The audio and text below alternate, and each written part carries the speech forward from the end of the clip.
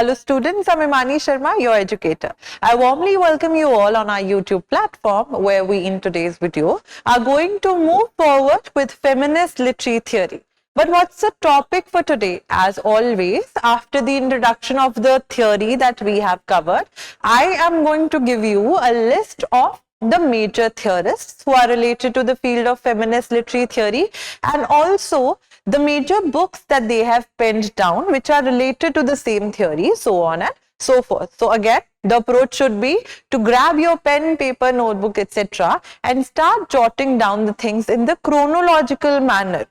And before jumping directly onto the books that they have written, I would like to give you a disclaimer here that now, because the questions are being asked very, in a very complex manner, in a very deep manner, they have started asking questions related to the subtitles as well.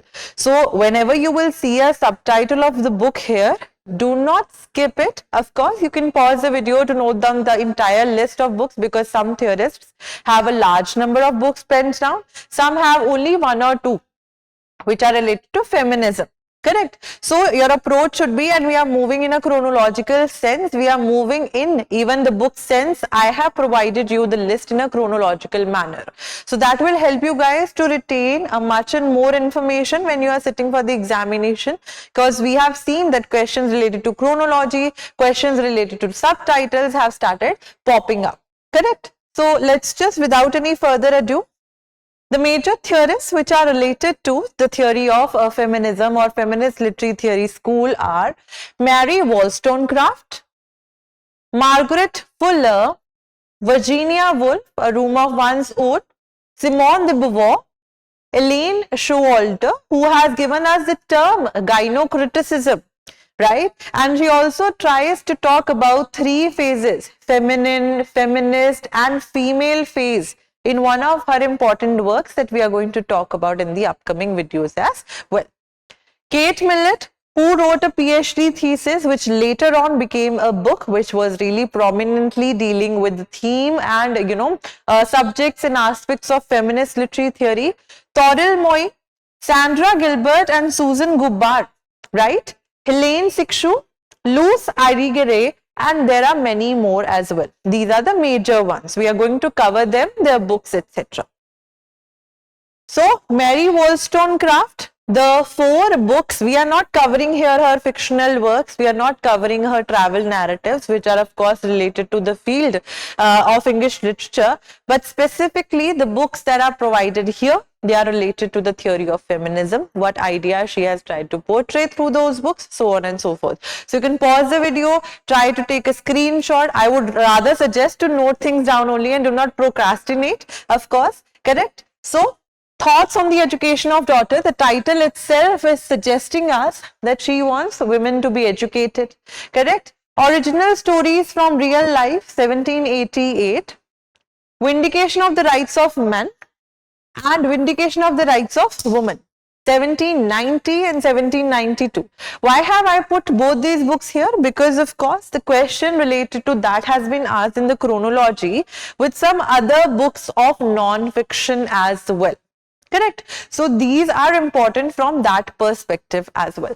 Moving forward to the second theorist, we have Virginia Woolf, where the most important work of course is A Room of One's Own, and the second one is Three Guineas, which was initially what? Novel essay. But later on it got converted to essay, the fictional part became the novel, the non-fictional part became the essay, right? So all these things. In A Room of One's Own, she tries to give us a picture, she tries to portray, and she asks a very important question. She wants to talk about how about giving women the financial independence that they crave, right? Also, if a woman wants to have her own room, aka her own space, only then she would be able to write fiction. She wants to say that yes, of course, if a woman needs to be someone who is doing well in her life, she should be given her own space, her own financial freedom, to deal with the money that she has, and to write fiction if she wants to. And she tries to talk about an imaginary, sister of Shakespeare. She talks about Judith Shakespeare, an imaginary character that she creates, and she says that how she was much and more, intelligent, more of a genius than Shakespeare was, but just because she was born a woman, she was not given that much importance. Had it been that she would have been given that much importance, तो Shakespeare से ज़्यादा उनकी sister को जाना जाता, but that had not happened because of the society, because of the patriarchal, male-dominated society which had been there. So mind you, imaginary sister, not the real sister, imaginary sister. She also gives us the important figures of a tailless cat. This question was asked in the classroom session as well, right? So the tailless cat here also signifies that even if it is there, it not only shows anything, it's of no sequence or no significance as well. Correct? So all these things, the imagery that she uses here, if you can read the essay in its entirety, you should, if you have the bandwidth. If not, you can go for reading the summary of the work, right? Even if you don't read Three Guineas, please do read about A Room of One's Own. Moving forward to the next theorist, we have Simone de Beauvoir. She wrote 1949 में, she wrote a work, The Second Sex. She tries to talk about women and how they say that women are created, right? One is not born a woman, but rather created. Why is she saying such statements? Why is she passing such? And I'm not, literally saying the maxim out loud here. I know. But of course, the main crux of her saying is this only, that a woman is created. She's not born one, because of the fact that from the very beginning of your childhood, if you would have come across, आजकल के time में ये चीजें थोड़ी कम हो रही हैं, but in the initial time spheres, time frames as well, women, if we try to talk about the girls, the girl child, if they were born, they were majorly being gifted presents which were like dolls, etc. And males, we have seen the boy child, उनको क्या दिया जाता था majorly? They would have been given cars, video games, etc. The divide even which has been there from the very beginning, that is something which is conditioned in the society. Even in today's time, to a certain sphere, it is still there. I cannot say that it has completely diminished. It is still there, knowingly or unknowingly. Correct? So if you see that there are many popular reels on Instagram even for the gender revelation parties that happen in the British and American countries, so on and so forth. They have also even given the blue and pink colors, blue to the guy and pink to the girl child. If the gender revelation tells that of course the child that you're going to have is a girl. But why this discrimination based on colors? Why this discrimination based on the choices of toys? Correct? So why this conditioning that is there कि ये power structure में ये सारी चीजें जो हैं ऐसे फैला दी जाती हैं जिसकी वजह से women, the girl child starts thinking in also such a manner that she thinks that whatever my mother and father are saying that I have to behave in a certain manner, I have to be disciplined and all, I'll have to do that to earn their validation, right? So this book is simultaneously important with Judith Butler, right? उनका gender trouble जो book है वो भी बहुत important है because she also talks about how we perform the gender. We are not born with so on and so forth because it is a social construct which has been there. Inherent nahi hai. We are not born with the thoughts of me being a male or female, so on and so forth, that I'm supposed to behave in such a manner. But the society makes us do so. The society makes us to behave in such a manner. Correct? So this is an important work. Then we have Elaine Showalter, Literature of Their Own. Iska subtitle has been asked. British women novelists from Bronte to Lessing, right? 1977. The Female Malady with the subtitle Women, Madness and English Culture from 1830s to the 1980s. Which got published in the year 1985. The New Feminist Criticism, Essays on Women Literature Theory, which got edited in 1985. And speaking of gender, 1989. I already told you in the beginning of the video when I was uttering Showalter's name that she gave us a major term, gynocriticism. What does she mean by that? She mean women literature, women's writing के बारे में she tries to talk about using this term. Correct? Gynecologists होते हैं for us, right? So all these terms, she says that it's a man who write. If a man, Freud की terms में, if a man has a power, he thinks that he would write through his phallus. He will write through his penis. Correct? The powerful symbol that Freud tries to talk about in his theory, in psychoanalysis. And she says a woman rather writes through her womb. Correct? We are emotional, and she also tries to give some sort of importance to the different phases that she calls female, feminine, feminist, and female phases. We are going to talk about these phases, the terms, etc. in the upcoming videos. I already told you, but they are important here to know. Correct? So she talks about these things.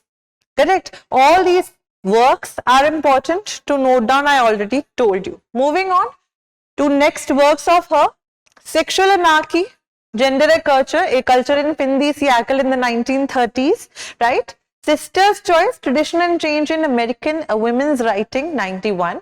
Inventing Herself, Claiming a Feminist Intellectual Heritage, 2001. And Faculty Towers, the academic novel and its discontents in the year 2005.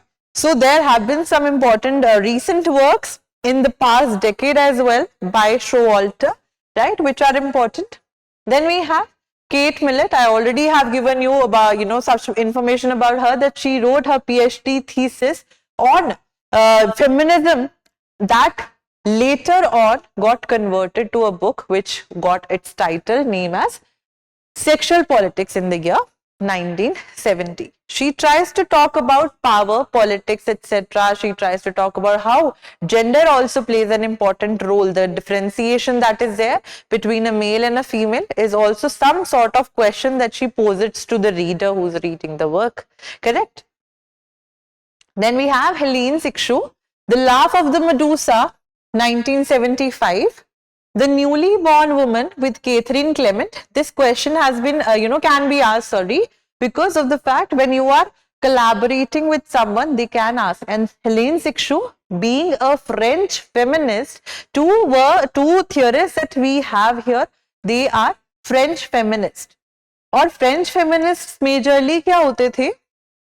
They were the ones who were majorly focusing on the body, the right of a woman on her own body. Lucy Irigaray जो हैं, उनके बारे में भी when we will be talking about, she is also a French feminist, Belgian French feminist as well she is. She also will talk about the same thing, that how a woman should have a hold and power over on her own self, on her own body. Coming to writing and other essays, 1977. In the work The Laugh of the Medusa, Medusa is an ancient figure which is there in the Greek, Roman mythology, so on and so forth. And उसमें क्या है? That she is a woman with the hair जो serpents की तरह है. The hair which are like the serpents, the snakes, etc. Now if anyone, even me, अगर हम वो एक ऐसी woman को if we see, we will be a little taken aback. यहाँ पे she says that any and every woman might have that Medusa within herself, which is a rebel.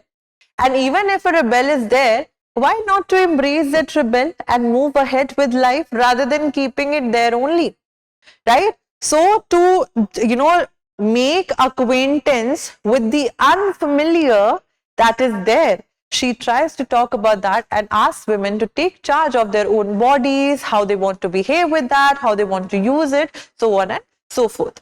Then we have Louis Irigaray, Speculum of Other Women, 1974.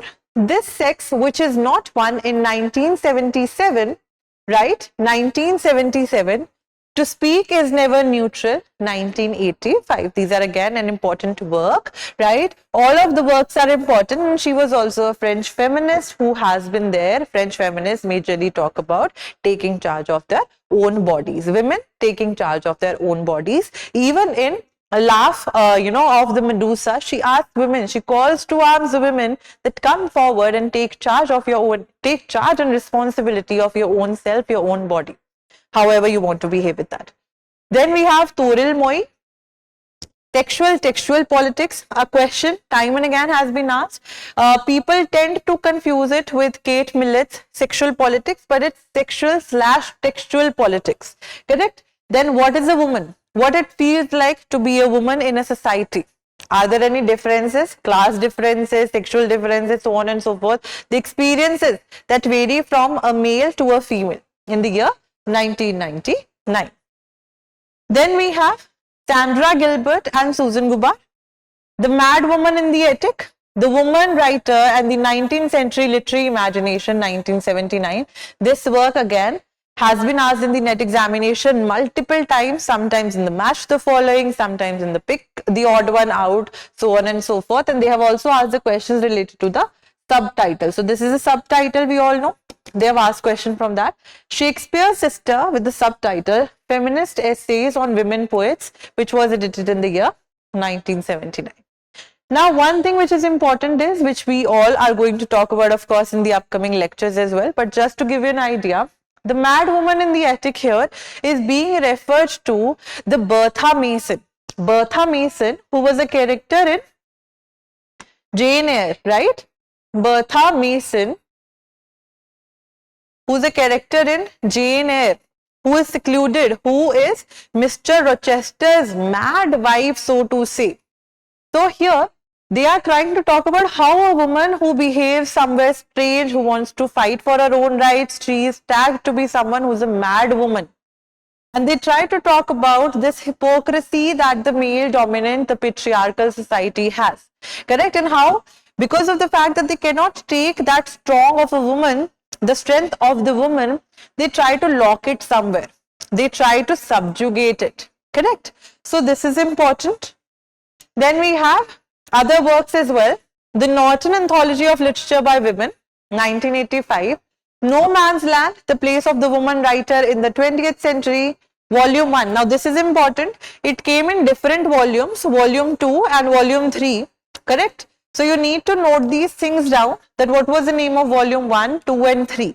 जैसे Foucault का History of Sexuality we did, it also came in 3 volumes. The names were changed a little bit. Here also, because these two writers, these two theorists are really important, you need to know down the names.